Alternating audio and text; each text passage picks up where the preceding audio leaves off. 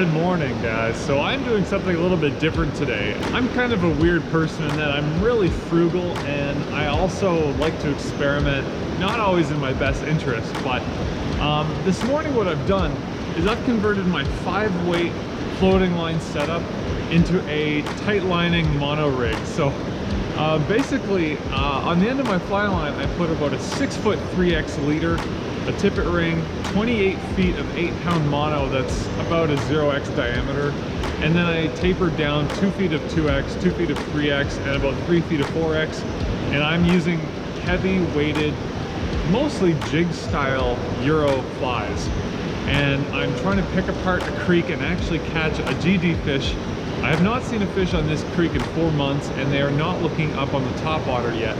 It is about a week into April 2022. So it's the first time I've ever done any like tight lining, mono rig, Euro nymphing, whatever the heck you want to call it. It's the first time I've done it, and I'm using an adapted rig without any sighter, but I'm doing my best here and I'm trying to have fun. I'm trying to catch a little baby 6 to 8 inch rainbow trout. So wish me luck, guys. I'm going to show you the fly I'm starting with. It's this little green guy here. So that's a Bunny Royale Euro style jig fly. If you want to pick it up, it's sold by Trout Flies in the United States. So if you're from the US, you can pick up that fly from him. And later on, I'm going to show you some other flies you can pick up in the US or in Canada. So let's get fishing, guys.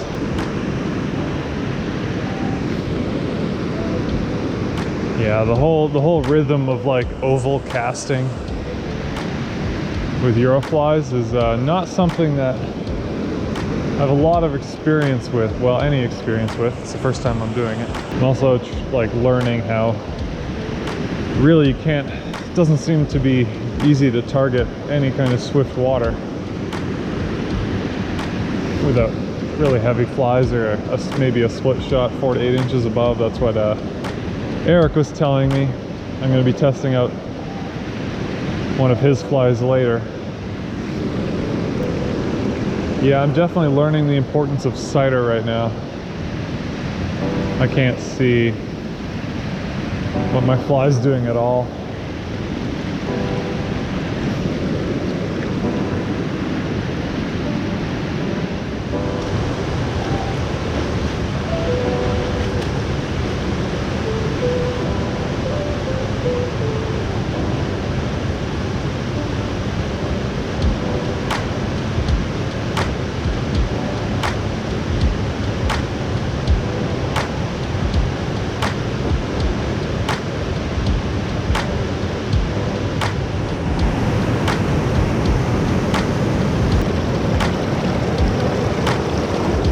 Creek was getting a little bit slippery with not a lot of nice holes, so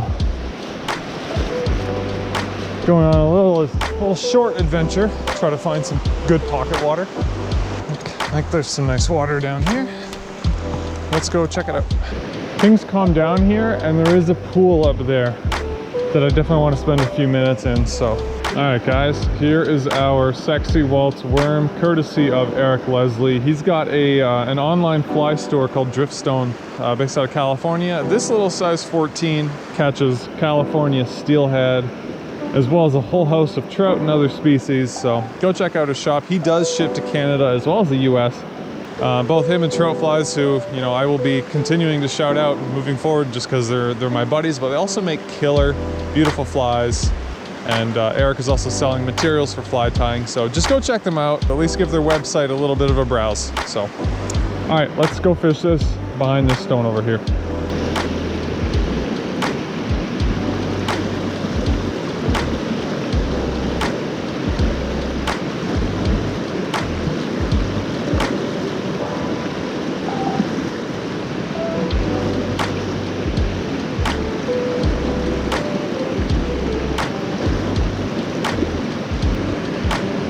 Yeah, this, I remember catching fish in this pool in summer. A whole bunch hanging out right in front of me here. They're very small, little baby rainbows. But yeah, there's some kind of trick to these fish in the winter. And it's a mystery I have not yet solved. Maybe they just go to the deepest pools way up the canyon, and they hang out in the slowest water.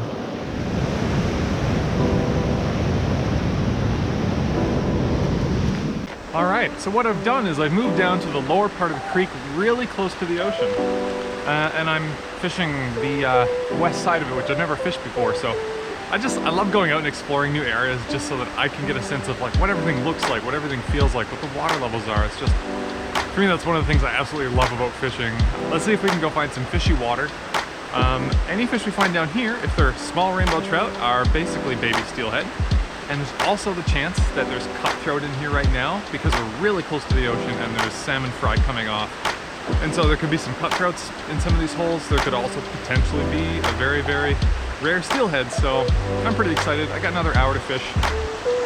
Let's go try to find some pocket water. This is actually a super pretty area. There's a run up here.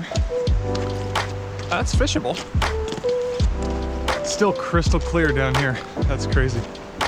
Try one of these little Pat's, weighted Pat's rubber legs.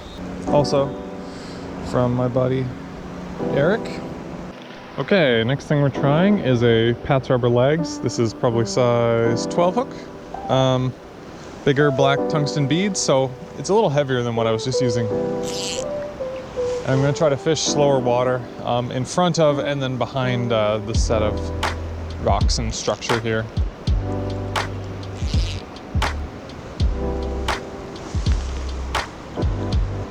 And this thing can cast 10 feet, no problem. I definitely need to dial in with a lot more experience the weight of flies and the speed of water so that I'm fishing at the bottom. I definitely think that 90% of the time I'm not fishing at the bottom, but hey, I'm throwing nymphs, naked nymphs in the water, looking for fish, so I'm trying. I might stick you guys under the water in this pool, just because I'm really curious if there's anyone home, and the water is crystal clear. All right, let's put you guys underwater. 1 second.